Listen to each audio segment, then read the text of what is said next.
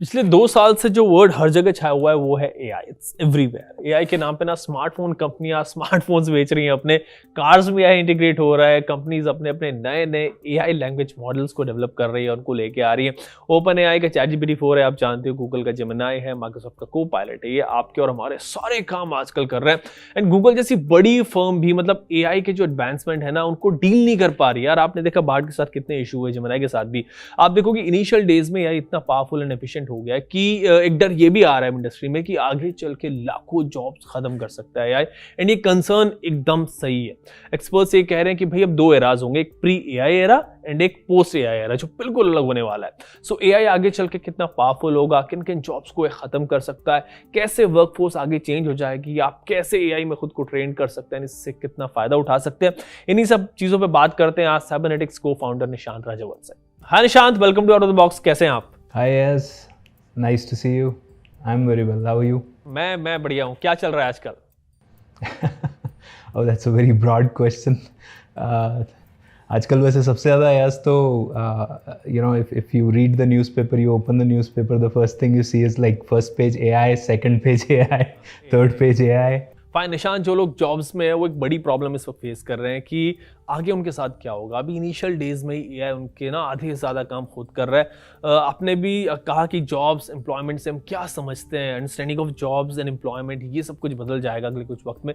सो लोगों को लगता है कि एआई आने वाले वक्त में उनकी जॉब्स खा जाएगा। कंटेंट क्रिएशन हो, कंटेंट राइटिंग हो, ग्राफिक डिज़ाइनिंग हो, कोडिंग, ये सब कुछ एआई कर रहा है। मेरे एक दोस्त है, उसके एग्जाम्पल मैं आपको पहले भी दिया, मैंने अब फिर दूंगा आपको कि भाई ही सेज कि I'll go for things that are valued, I'll take a builder as a profession, restaurant लगा लूंगा मैं, क्योंकि बिल्डिंग एआई नहीं बना सकता, खाना एआई नहीं बना सकता। मतलब ये सोच हो गई लोगों की। व्हाट यू हैव टू से on this? As similar to the last time, I'm still with your friend. I mean, I think he's thinking his head is in the right place. If I were him, I would probably think the same. I wouldn't give you a very sugar-coated kind of answer, because I think this political correctness is today, I think, very common in these kind of discussions. I'll tell you straight how I feel about this. Given that I've spent more than 15 years into the industry now, and I simply feel that the fear that your friend is feeling is real. I have no two thoughts about it, that there is going to be a significant impact on the labor market, the jobs economy, how and what are considered high level, high paying jobs, and what kind of, because it's very simple in my mind. So people say that this is like Luddite thinking, but if you see, the original Luddite thinking is that you have this blue collar jobs, and then when you have mechanization, you can like move them towards, say, white collar jobs, and you do have a collar there to move to. But if you do disrupt this white collar jobs, there is no collar left. Which collar are you going to? Because either it is physical work or it is mental work. I mean, some people might say there is spiritual work, but I don't think that is paid in today's economy. So, so that's how I feel about it. Exactly बड़ा घबराए हुए हैं AI को लेके लोग। Nishant, considering कि open AI 16 लेके आ रहा है, माइक्रोसॉफ्ट वासामन अनाउंस कर रहा है, so how do you imagine the future कि अगले 3-4 साल में हमारे आसपास क्या चल रहा होगा? सो एक तरीका तो इसको सोचने का, ये जो जैसे हमने एक टूल की तरह इसको डिस्कस किया कि आपका कोई स्क्रू ड्राइवर है, तो आपका जो इननेट एबिलिटी है एज अ ह्यूमन, उसको इन्हांस करता है। आप जो चीज़ खुद नहीं कर सकते वो करता है। और ये डेफिनेशन शुरू से चला रहा है। जो पहले टूल्स, स्टोन टूल्स हमने इन्वेंट किए, या आज एक कोई जेसीबी है मैकेनाइजेशन के वर्ल्ड में, तो it can do 30,000 40,000 times of the work जो एक नॉर्मल इंसान कर सकता है। ये मेंटल वर्क में कुछ उस तरीके का एक टूल है जो कि आपका प्रोडक्टिविटी बढ़ाता है। But at the same time there is this other side of the coin also, that ये जो टूल है, this tool is like no other. ये एक यूनिक टाइप का टूल है जो आज तक ह्यूमैनिटी ने इन्वेंट ही नहीं किया। तो अगर आप if you ask me, I would put all the tools that we have invented, आज तक जितने टूल्स इन्वेंट हुए हैं, उनको 2 बॉक्सेस में रखेंगे एज। एक बॉक्स ये जिसमें स्टोन टूल से लेके, स्क्रू ड्राइवर से लेके, प्रिंटिंग प्रेस से लेके, इवन कंप्यूटर्स को मैं उसी बॉक्स में डालूंगा। Even JCB, even whether it is a mental tool, physical tool, all of them I will put in that one box. And this tool I would put in this separate box, and I tell you the reason why. Because all the tools that we have invented so far did not have this one component which we can call as agency. What I mean by that, agency ऐसा हो गया जैसे कि वो tool क्या आपके साथ participate कर रहा है आपके गोल्स को अचीव करने में. आज जैसे एक स्क्रू ड्राइवर है, उसने नहीं पता आपने वो स्क्रू क्यों कसना है, उसने नहीं पता कि वो आप उससे गाड़ी बना रहे हैं या आप उससे कोई इलेक्ट्रिकल का कुछ काम कर रहे हैं, या वो that agency is not there in that tool. But ये जो टूल है यार, this is the first tool, ये पहला टूल है जो हमने इन्वेंट किया है जिसके अंदर agency is built into it. ये जानता है आप क्या करना चाह रहे हैं, ये जानता है आपके गोल्स क्या हैं और आपको क्यों मैटर करते हैं. I am not talking from the feelings perspective, इसको कोई फीलिंग्स नहीं है हो सकता है उसके प्रति, बट ये it can help you achieve those goals. आपके साथ एक पार्टनर की तरह, या जैसे माइक्रोसॉफ्ट टर्म यूज़ करता है को पायलट अपने प्रोडक्ट्स के लिए, तो वो सही टर्म्स हैं because it is kind of participating with you to achieve the goals.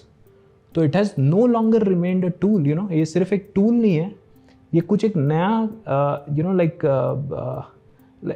For example Sam Altman ने एक टर्म यूज़ किया था, वो तो थोड़ा ज़्यादा सेंसेशनल हो गया, but he called it a creature, you know, like is this a new creature that we have invented?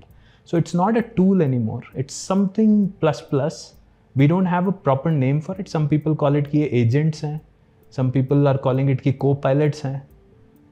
हमारे पास कोई नाम ही नहीं है as इसको डिफाइन करने के लिए कि अगर एक टूल में अगर एजेंसी या रीजनिंग आ जाती है तो वो क्या बन जाता है. लेकिन आप ये सोचिए कि मतलब इतना कटिंग एज पे हम कि we are yet to name it, you know. And that is why all this, you know, the future predictions become so difficult based on this. Fine. निशान, इस वक्त ना दो तरीके के लोग हैं. एक तो वो हैं जो कहते हैं कि भाई एआई आएगा तो प्रोडक्टिविटी जो हमारी वो बढ़ जाएगी, काम और स्पीड से होगा, we would be able to diversify. जैसे कंप्यूटर जब आया था ना तो सबको लगा था कि भाई सबकी जॉब्स गई, but eventually it created new jobs, new opportunities. So ऐसा होगा. एंड कुछ लोग हैं जिनको एआई के बारे में भी मतलब आइडिया ही नहीं है about it capabilities, they are still unaware. Also अभी अगर हम देखें ना तो लोग ChatGPT, Copilot, Gemini या फिर कुछ फोटो एडिटिंग टूल्स जो उनको यूज़ कर रहे हैं, या तो एआई के नाम पे फोटो एडिट कर रहे हैं या फिर कंटेंट क्रिएट कर रहे हैं.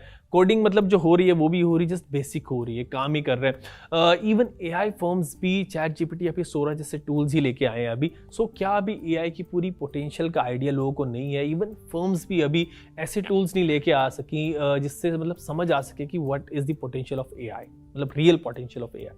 There's a brilliant question as actually. This is right in the bullseye. यही exactly आप ये मान सकते हैं कि इस क्वेश्चन का आंसर जिन बिजनेस लीडर्स ने दे दिया उनके स्टॉक में अभी इन्वेस्ट करने का बहुत फ़ायदा है. तो but it's a brilliant way to put the question around. My personal thoughts around this would be like, अगर as एक simple way में अगर एक लाइन ड्रॉ करें हम लोग कि ये 0 है और ये 100 है और इतना इम्पैक्ट इन टूल्स का होने वाला है, और आज हम लोग जो ये टेक्स्ट और इमेज जनरेशन टूल्स पे हैं, I would put it like probably at step 1 और इवन लोअर. तो ये पूरा इम्पैक्ट जो है ये अभी आना बाकी है इसमें. ये this is the impact that we are thinking is something that we are yet to experience. ये प्रोडक्टिविटी और लाइफ के जो दूसरे एस्पेक्ट्स हैं उसमें जो गेन्स इसके थ्रू होने वाले हैं वो अभी पूरा that entire unfolding is pending. It's still yet to be either invented और येट टू बी प्रोडक्टाइज्ड. तो इसको हम ऐसे मान सकते हैं, एक बहुत बढ़िया इसमें एग्जांपल है कि जिस इंसान ने रेफ्रिजरेशन का इन्वेंशन किया था, तो refrigeration was a technology which say for example could have been consumed in multiple ways. बहुत सारे उसके तरीके थे कंज्यूम करने के. उनको जितना फ़ायदा हुआ उससे कई ज़्यादा फ़ायदा हुआ कंपनीज जैसे कोका कोला वगैरह को. तो ये जो आज $1 बिलियन कंपनीज बनी है इसलिए बनी क्योंकि इन्होंने वो कोर टेक्नोलॉजी लिया और उसको प्रोडक्टाइज़ किया. प्रोडक्टाइज़ करने को हम ऐसे समझ सकते हैं कि उस एक कोर टेक्नोलॉजी जिसके कई सारे पोटेंशियल हैं, अभी तो that is very what you can से जनरल पर्पस टेक्नोलॉजी, उसको आप लें और लोगों के अलग अलग जो प्रॉब्लम्स हैं या ब्लॉकर्स हैं या बॉटलनेक्स हैं उनमें उसको अप्लाई करें आप.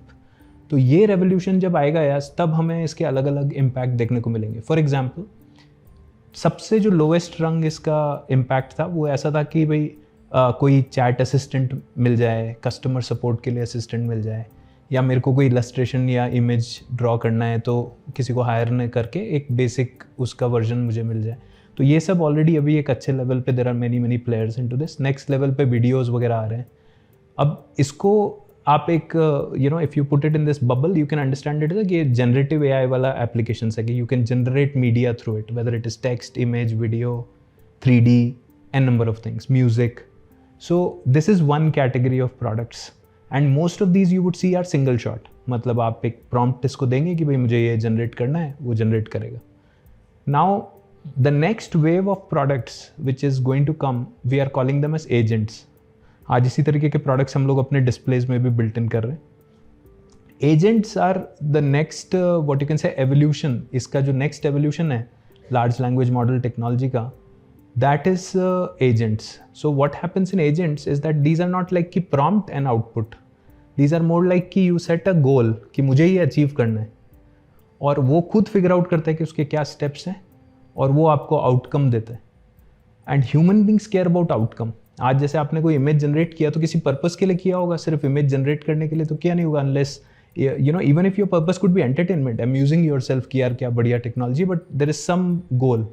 तो इसको अगर आप इस चीज़ को कंपेयर करें लाइक टू बेसिक साइकोलॉजी, आप ऐसा समझ सकते हैं कि लाइक बिल्कुल फंडामेंटल लेवल पे मैस्लोव्स हायरार्की ऑफ नीड्स जो है वो अनचेंजेबल है. वो जो पिरामिड है जिसमें आपके फिजियोलॉजिकल, साइकोलॉजिकल, स्पिरिचुअल सारे नीड्स हैं, वो न तो 1000 साल पहले चेंज हुए थे, ना आज चेंज हुए हैं और ना 1000 साल बाद चेंज होंगे.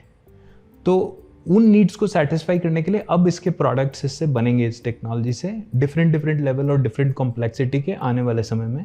और ज़्यादातर एरियाज लाइफ के, if not all, most of the areas in our life as we see them today are going to be disrupted. That includes how we teach, how we learn, how we do meetings, team work, collaboration, how we live in our houses, living spaces में क्या आपको intelligence मिलता है, how we drive out on the roads, how we do all of these things. That is what is going to be completely either disrupted or significantly augmented by using these technologies. Okay Nishant, जिन changes की आप बात कर रहे हो, so do you see them कि ये जो चेंजेस हैं अब्रप्ट होंगे या फिर ग्रेजुअली आएंगे धीरे धीरे? फॉर एग्जांपल चैट जीपीटी अपनी इस पोटेंशियल में एक तरह से अचानक ही आया. जीपीटी 3.5 बिल्कुल ही अलग था एंड डिस्टर्प्टेड जॉब्स. फर्म्स ने कस्टमर सर्विस पे एंड कंटेंट क्रिएशन पर ना बॉट्स लगा दिए, या फिर चीज़ें धीरे धीरे इवॉल्व होंगी. ऑल्सो एक आम बंदा जो जॉब करने वाला है वो इसे कैसे फेस करेगा इस पूरे चेंज को? That is on mind of a lot of people right now. A personal opinion on this, Ayaz, would be that this majority of these changes might come abruptly. Just like ChatGPT happened, nobody was predicting. Though there was GPT-3, GPT 3.5, GPT-2, like slowly we did have, an understanding कि जो transformer architecture है, इससे हम लोग इस तरीके के language models train कर पा रहे हैं. तो हम खुद साइबरनेटिक्स में 2015 में हमने एक चैटबॉट बनाया था जिसका नाम था आइंस AI.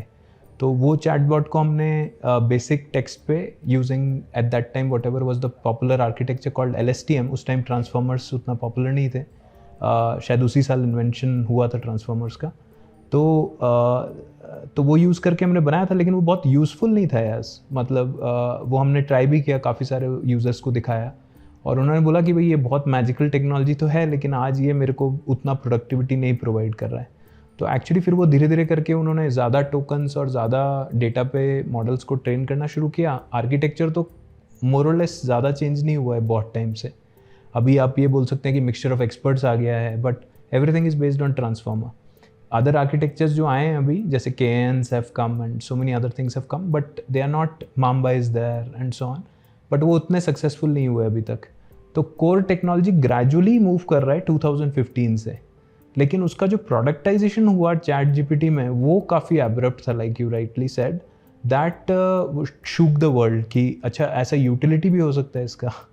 तो आने वाले समय में अगर जो प्रोडक्ट क्रिएटर्स हैं वो इस तरीके का कुछ करेंगे, जैसे एक एग्जांपल मैंने अभी सुना था रिसेंटली कि हॉलीवुड के एक बहुत बड़े प्रोड्यूसर हैं, उन्होंने कुछ 800 मिलियन के स्टूडियोज़ प्लान किए हुए थे, new studios to open in United States. And the moment he saw कि वो सोरा का उन्होंने जो पहला वीडियो देखा और पहले वीडियोस देखे, उसके बाद he put those plans on hold. उन्होंने कैंसिल कर दिए वो पूरे अपने प्लान्स. अब आप सोचो कितना बड़ा इम्पैक्ट है ये on that those artists on in that industry. It's a huge impact.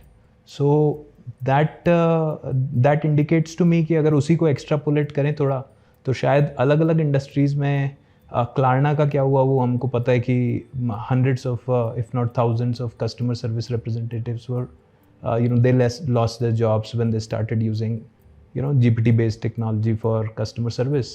तो शायद प्रोडक्ट इंजीनियर्स और प्रोडक्ट डेवलपर्स पे डिपेंड कर रहा है कि कौन से एरियाज. अब आपके पास रॉ मटेरियल है, अब आपने वो यूरेनियम को एनरिच करना सीख लिया है, अब आप उससे क्या इम्पैक्ट करना चाहते हैं, पावर बनाना चाहते हैं या क्या चीज़ चलाना चाहते हैं, वो that is I think what is pending. और उसमें जितना दिमाग लग गया उतना आउटकम आपका, उतना डिसरप्शन आपका आ जाएगा. एग्जैक्टली निशांत, मतलब ऐसा लगता है कि हमारी लाइफ का हर एस्पेक्ट को ना एआई टच करेगा और बहुत ज्यादा करेगा in the coming days. Let's see what survives. अभी कुछ दिन पहले I was having a discussion with my friend, he is into movies, बहुत सारे मूवीज देखते हैं. सो मुझे पहुंचने लगे कि आगे ना ये जो एक्टर्स वाला कॉन्सेप्ट है बिल्कुल ही खत्म हो जाएगा. जो मूवीज आपको पसंद है आप उसे चलाओ, सामने लगाओ, एआई की हेल्प से आप उसके कैरेक्टर्स ही बदल दो. आप खुद को हीरो बना लो, वहाँ पे जिसको चाहो उसमें विलन बना लो, सब कुछ आप अपने हिसाब से कर सकते हो. स्क्रीन पे आप खुद को एज अ हीरो देखोगे. ऐसे करके सारे कैरेक्टर्स बदल सकते हो for a personalised movie experience. मतलब ये सब कुछ quite a possibility as because the way things are at the moment, ये चीज़ तो आज भी पॉसिबल है. जब आप और हम बात कर रहे हैं, अगर कोई सिग्निफिकेंट इसमें एफर्ट अभी करना चाहे तो शायद आज हम ऐसे इस तरीके का एसेट्स बना सकते हैं which are exactly like what pretty much what you just described to me. Given in that world what survives and what doesn't survive, आप ऐसा सोच सकते हैं कि जो एक आज भी मतलब काफ़ी चीज़ें मशीन से बन जाती हैं, लेकिन एक इंडस्ट्री है जो बोलती है कि हम हैंड क्राफ्टेड है, तो उसके that's a premium category now. शायद एक अच्छा हमारे पास टूल है इसको समझने के लिए कि handicraft so human craft might be something which human craft perhaps हो सकता है आपके हमारे शो पे ही कॉइन हुआ हो ये word, but probably this could be one thing which may become more premium because a human spent his or her time creating that particular say asset or whatever thing of value, and whatever was created by machine might be slightly inferior compared to that. Psychologically, I mean, see, economy is all a collective of all of human emotions put together, so pretty much if humans do attach their collective emotions to valuing something which was created by humans superior, nobody can stop them, and that would drive the demand and supply, and that would drive the prices and the benefits out of that. So that I think could be one way to look at it. Of course, I mean there would be digital likenesses, like of course Shah Rukh Khan would obviously, just like it happened in NFTs, they would license their likeness. आज भी वही करते हैं. Like for example, in every ad you see today, it is not that they went to that studio and held that product and clicked the picture. There might be like some standard pictures that they might have, and then those are simply photoshopped and they allow the brands to use their likeness. So similarly, I think abhi ek matter bhi hua tha as like Scarlett Johansson, I think created a lot of furor because one of the GPT-4o's voices was sounding like her. So I think that gives us an indication that people will do things to protect their likeness in the world that we are getting into. Nishant, बड़ी intense and interesting conversation हो रही है अभी भी. So इस पर I would like to ask कि अगले 2-3 साल में what are the things that you are most excited about in AI? Personally, I mean, what is most exciting to me, and I think has increased in that magnitude in the last 1 or 2 years when the field started growing faster, is that I believe that like agar aap, if you see the whole of the universe and we see like what is the what is the thing which is driving any value in this universe is basically our intelligence. We attribute things to this universe and we solve problems using our intelligence, and now finally we have, जैसा हमने discuss किया, वो tools और technology पहली बार हमारे पास ऐसा है जो हमारा इंटेलिजेंस को बूस्ट कर रहा है, which is increasing our intelligence. तो शायद इससे कुछ ऐसे आयाम खुलेंगे आज जिसमें हम वो चीज़ें कर पाएंगे जो हम आज तक नहीं कर पाए, और वो बहुत एक्साइटिंग है. अगर आप उसके बारे में सोचें, ये इसके इम्प्लीकेशंस बीमारियों को यू नो लाइक कई सारे ऐसे डिजीज़ेज़ हैं जो हम अभी तक सॉल्व नहीं कर पाए. Alpha this DeepMind has done a very good job. DeepMind ने अल्फा फोल्ड करके there is a protein folding you know deep neural net that they have trained and that उसने human beings का लगभग 1 billion घंटे का time बचाया है अभी तक. 1 बिलियन आवर्स. तो इस तरीके का अभी वो इतने सारे प्रोटीन्स हैं कि अगर शायद हम अगले शायद 1000 साल या 2000 साल उनको डेटाबेस करते तो शायद हम फिनिश नहीं कर पाते. लेकिन इसने जितना भी टाइम वो रन किया कुछ महीने का, उसके अंदर उसने पूरे जितने प्रोटीन्स आज एग्जिस्ट करते हैं सबका डेटाबेस बनाया और उन्होंने फ्री में पूरी दुनिया को रिलीज़ किया. और आज ऐसा बताते हैं, जैसे उनके फाउंडर डेमिस, उन्होंने बोला कि पूरे वर्ल्ड में आज a lot of doctors are and this geneticists and other professionals are using those AlphaFold database to discover cures for diseases which have not been discovered so far. तो ये बहुत एक इंटरेस्टिंग फील्ड है. दूसरा interesting field इसमें हमारे lifestyle का है कि किस तरीके से हम लोग आज एजुकेशन में, आप इंडिया में देखें कि जो सबसे गोल्डन मेट्रिक है to you know to measure how much of education impact has happened through a particular say teaching activity, वो ऐसा है कि आपका टीचर स्टूडेंट रेशियो क्या है और कितना पर्सनलाइज्ड अटेंशन एक बच्चे को मिला है. यूएस में कुछ स्टडीज़ हैं जिसमें ये दिखाया कि एक एवरेज क्लास में ज़्यादा पर्सनल अटेंशन देने से और एक intelligent like higher level you know scoring class में कम अटेंशन देने से the average class actually outperformed the superior scoring class.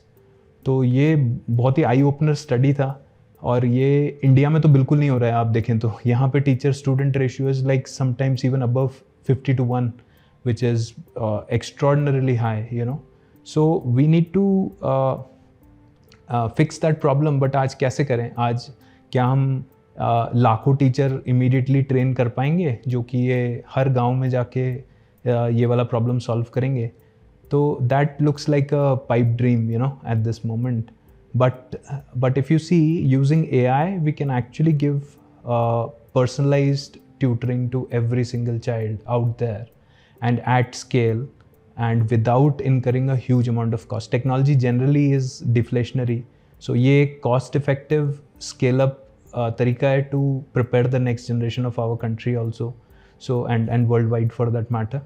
So these are the kind of things which otherwise were not possible, have been made possible by this technology. Khan Academy के CEO हैं, founder हैं, Sal Khan. उन्होंने अभी एक recent there was a interview by him where he is also pretty much very excited about the potential of how this technology now finally can fulfill his dream also, that every underprivileged kid could also be provided quality education. तो इस तरीके की चीज़ें हैं as Nishant, I talk a lot about home schooling with my family अपने घर पे. उसमें अगर एआई की कैपेबिलिटीज़ को देखें तो दिस इज मैजिक. मतलब कितना आसान हो गया सब कुछ होम स्कूलिंग.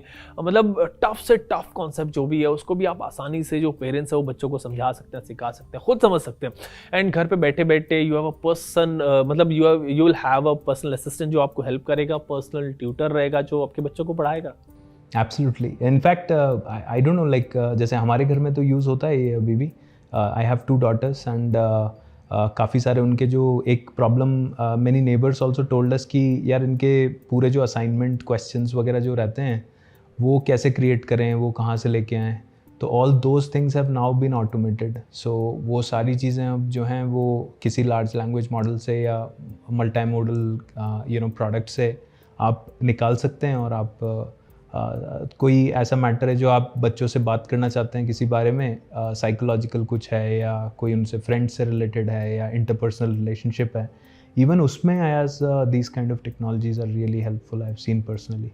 इसी पर निशांत एक क्वेश्चन मेरे जहन में आया कि 2 एरा आप समझो, एक प्री एआई एरा एंड एक पोस्ट एआई एरा. सो जो बच्चे अब एआई पे ट्रेंड होंगे आगे जाके, क्या उनके इंटेलिजेंस में फ़र्क होगा कंपेयर टू वो बच्चे तो 2023 से पहले स्कूल्स में पढ़े हैं? क्या इनके इंटेलिजेंस में, ग्रास्पिंग पावर, ये सब कुछ जो है वो डिफरेंट होंगी दोनों की? काफ़ी अगर ठीक तरीके से इसको इम्प्लीमेंट किया जाए तो everything in my opinion boils down to a feedback loop. जैसे आज हम लोग जब पढ़ते थे तब हमारे टाइम में हम लोग जैसे आईआईटी की तैयारी कर रहे थे तो ब्रिलियंट ट्यूटोरियल्स करके एक इंस्टीट्यूट होता था चेन्नई में. ये सब बाकी इतने सारे नहीं होते थे. तो ब्रिलियंट ट्यूटोरियल्स में वो आपको दे विल गिव, और मेरे एक कलीग ने मेरे को बाद में सेम स्टोरी बताया उनका खुद का, जो कि IIT कानपुर से थे। तो हम लोग क्या करते थे कि वो पेपर लिख के फिर हम चेन्नई पोस्ट करते थे उसको कि भाई हमने ठीक किया कि नहीं किया वो टेस्ट पेपर को। फिर वो you know that they will send and वो बताएंगे कि नहीं आपने ये गलती किया और इसका ये सोल्यूशन है। तो प्रॉब्लम सॉल्विंग होने में शायद हमको 20 से 25 दिन लगता था टू जस्ट फाइंड आउट कि हमने वो ठीक किया या उसको कैसे सॉल्व करें, आपके डाउट है तो उसको कैसे क्लियर करें। तो शायद ये जो फीडबैक लूप का साइकिल है ये उस समय हो सकता है 1 महीने का हो, तो आज के ज़माने में कुछ घंटों का या 1-2 दिन का हो गया है, like with tuition teachers and you have all these online tutoring systems and all that. ये शायद कुछ मिनटों का या सेकंड्स का हो जाएगा आने वाले समय में। तो वो बहुत ज़्यादा इम्पैक्ट करता है। अगर मैं खुद का इमेजिन करूँ एज अ स्टूडेंट, तो अगर मुझे वो फीडबैक इंस्टेंटेनियस मिल जाए कि मैं ठीक डायरेक्शन में जा रहा हूँ या क्या करने से मैं वो चीज़ सॉल्व कर सकता हूँ, तो उससे per day how much I can achieve, एक दिन में कितना एकेडमिक्स में कवर कर सकता हूँ, that amount, that magnitude will become very high. So I believe that अगर बच्चों को इस तरीके के यू नो लाइक को ट्यूटरिंग सिस्टम्स और ट्रेनर्स अगर उनको पर्सनलाइज मिलेंगे, जो कि ये समझते हैं कि कितना क्विकली उनको फीडबैक दे के रीअलाइन किया जा सकता है, तो I think that might create a lot of positivity.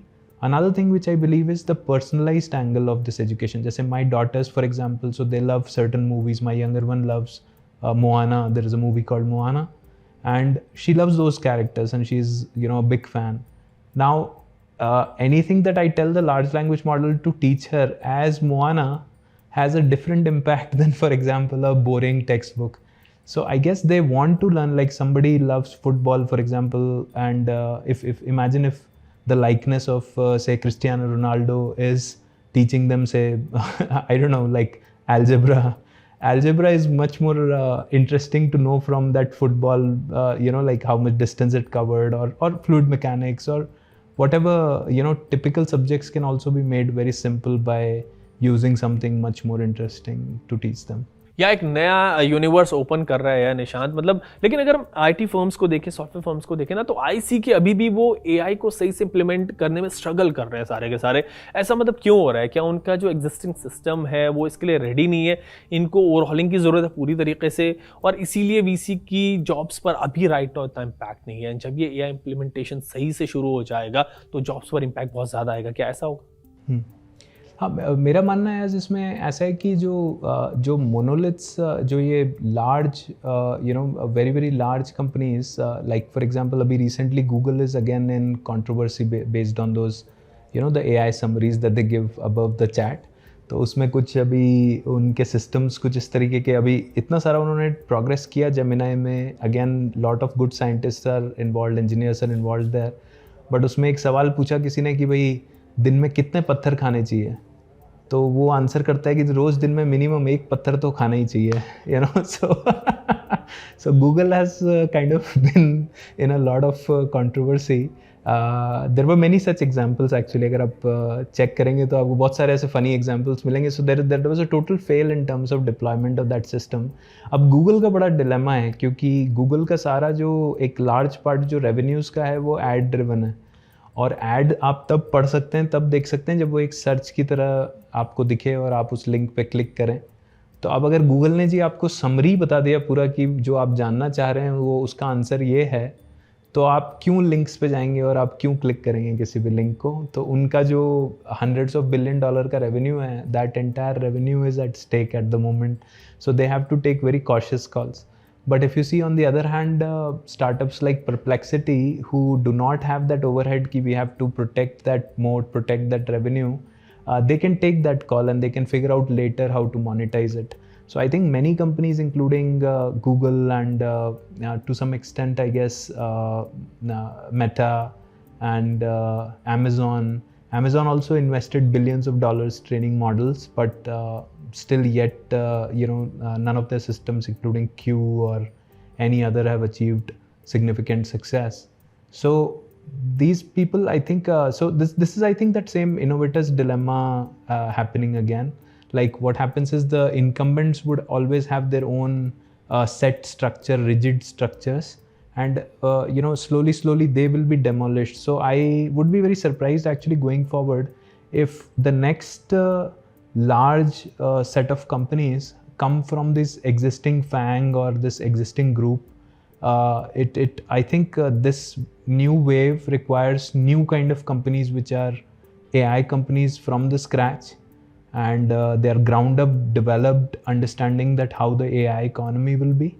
So there will be, I think, significant troubles for these companies going forward, except maybe in terms of providing the picks and shovels. Like when like people give this example of California gold rush, right? So the maximum money was made by people who sold the shovels. So today's shovel sellers are these GPU cloud service providers and so on. तो उस case में उनका थोड़ा वो that benefit would be there. Like Microsoft has Azure has become a very large cash cow for Microsoft. Google is trying the same with GCP. Amazon, of course, is the market leader. So that still, I think, remains a very juicy part of their business. But rest of the things, I think, rather they are, or if they're not, they must be scared given how things are at the moment, because a new wave has started. And I think some incumbents will die during this wave, as happened during, say, the pre-PC wave and in the mobile wave and the cloud wave.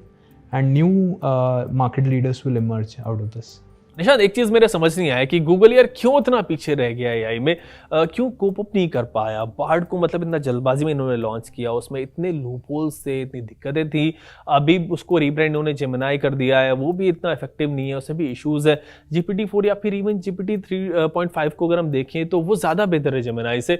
अभी तो even GPT-4o आ गया है। So open AI got it right at the first place, but Google के पास इतना सारा data है, सब कुछ उसी के पास है, तब भी वो फेल हो रहा है। ओपन एआई के पास तो मतलब ये सब कुछ है ही नहीं एक तरीके से, डेटा वो खुद गूगल के डेटा पे ट्रेंड है, तब भी इतना एफिशिएंट है। This is, I think somebody should write a book on this. Ayaz, किसी को किताब लिखना चाहिए इस पे। बहुत ही, I think this is a big scoop if you see, and I think a very juicy one at that. आप देखें तो गूगल के पास, जैसा आपने बताया कि सब कुछ है, दुनिया भर का डेटा है उनके पास, cloud machines, like they have GPUs, they have TPUs, they have the entire stack actually. So everybody is kind of wondering that what it is. Some people blame the leadership, though I don't think I'm not in that camp. So some people blame the strategy, but I think 2-3 things stand out to me if I kind of myself try to understand that वो किस तरीके के dynamics हैं। तो एक तो ये है कि जो गूगल में AI के टीम्स हैं, वो आपको मालूम होगा कि वो 2 अलग अलग टीम्स हैं, अलग अलग टीम्स थे rather. There was one team जिसका नाम था गूगल ब्रेन, और वो गूगल का ओरिजिनल AI का टीम है। फिर इन्होंने जब डीप माइंड को एक्वायर किया तो they created Google deep mind. अब ये 2 AI टीम्स पैरेलल में ऑपरेट करते हैं, एंड आई हैव हर्ड कि उन दोनों के बीच में उस समय तो काफ़ी राइवलरी भी था to outdo each other, and I don't know how much it is true, but there was a dichotomy if you see inside Google in terms of AI. So that ये definitely एक factor रहा कि क्यों ये लोग focus नहीं कर पाए इसमें, जबकि ट्रांसफॉर्मर्स आप देखें गूगल में इन्वेंट हुआ, Google brain team invented transformers architecture, they came up with the idea, they came up with the architecture which OpenAI simply adopted. OpenAI ने तो बाद में अडॉप्ट किया ये आर्किटेक्चर। गूगल का ही डेटा भी एक कंटेंशन ये है, जैसे मीरा मूर्ति सो उन्होंने एक इंटरव्यू में बोला या बोलते बोलते रह गई कि यूट्यूब डेटा पे शायद ट्रेन हुआ है ये जो उनके मॉडल्स हैं वो।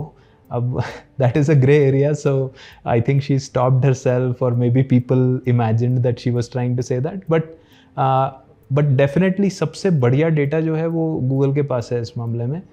अब एक तो मैंने आपको सर्च वाला पॉइंट बताया कि भाई किस तरीके से अगर हम आंसर ही जनरेट कर देंगे तो हमारे लिंक्स पे कौन क्लिक करेगा, तो वो एक बहुत बड़ा क्वेश्चन है जो भी लीडर गूगल का, क्योंकि एट द एंड उनको तो शेयर होल्डर्स को रेवेन्यू दिखाना है, उनको दिखाना है कि कितना ग्रोथ हुआ है, उनको दिखाना है कि कितना वो डिविडेंड दे पाएंगे। तो those things I think become very difficult अगर आप पूरा अपना बिजनेस मॉडल ही ट्रांजिशन करते हो। तो brave leaders actually do that. If you see Satya Nadella actually did something very similar to Microsoft. उन्होंने बोला कि भाई हम ऐसा नहीं है कि अपने इकोसिस्टम में लॉक इन रखेंगे हर चीज़ को, हम एज्योर को ज़्यादा फोकस देंगे, विंडोज़ को भी क्लाउड में लेके आएंगे और हम हमारा सॉफ्टवेयर सभी को देंगे यूज़ करने के लिए, और हम भी दूसरों का सॉफ्टवेयर यूज़ करेंगे अपने इकोसिस्टम में, जो कि बहुत डिफरेंट था स्टीव बामर जिस तरीके से माइक्रोसॉफ्ट चलाते हैं उससे। तो दैट आई थिंक रिजल्टेड, अब आप देखें उनका मार्केट कैप तो it has become like multiple times, may be 10x more than when Satya took over. Similar thing I would say Shantanu Narayan did for Adobe. So when Adobe was a single time, उनको software अपना cell करते थे, उससे उनको revenue आता था, piracy बहुत था। शांतनु ने ये कॉल लिया, उन्होंने अपने शेयर होल्डर्स को बताया कि हम लोग शायद अगले 1 या 2 साल में उतना रेवेन्यू ग्रोथ नहीं कर पाएंगे, आप मुझे ब्लेम करना चाहें आप करें, बट हम सब्सक्रिप्शन मॉडल पे मूव करेंगे। कस्टमर्स ने भी बहुत ज़बरदस्त इसमें उनको अपोज किया, लेकिन brave leaders actually then they foresee the future, उन्होंने वो ट्रांजिशन किया, और वो करने के बाद आज अडोबी का market cap is like much higher than what it used to be before, and piracy has also come down very like much lower than what it was, because अब आप क्लाउड सर्विस है तो कैसे piracy करेंगे। तो शायद Google को कुछ ऐसी चीज़ की ज़रूरत है जो आज कुछ स्ट्रॉन्ग डिसीजंस वहाँ लिए जाएं जो कि उनके एग्जिस्टिंग बिजनेस मॉडल से बहुत डिफरेंट हैं, और उन बिजनेस मॉडल्स उनको इम्प्लीमेंट करके and then it can become a new Google, एक नए गूगल की ज़रूरत है।